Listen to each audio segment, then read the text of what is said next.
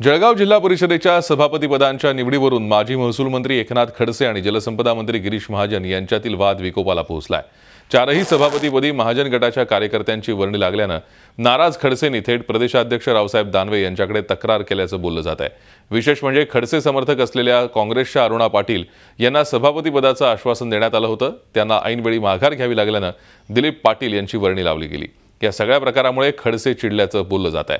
मात्र किरकोळ वाद होतच असतात, खडसे आणि आपल्यात कुठलेही मतभेद नसल्याचं जलसंपदा मंत्री गिरीश महाजन यांनी स्पष्ट केलंय।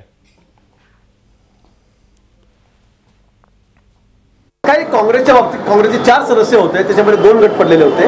आरजी नाना यांना सभापती करावं असं नाथा भाऊचं या ठिकाणी म्हणणं होतं आणि आम्ही वरती अशोक चव्हाण साहेब आहेत, विखे पाटील साहेब आहेत, भाई जगताप आहेत, जे या ठिकाणी जिल्ह्याचे सगळे प्रमुख म्हणून काम बघतात, त्यांच्याशी आमची बोलणी झालेली होती आधी आणि त्यांनी सांगितलं की या माणसाला काँग्रेसने अधिकृत जो सदस्याला सांगितलं होतं तो उमेदवार आम्ही या ठिकाणी त्यांना दिलेला आहे।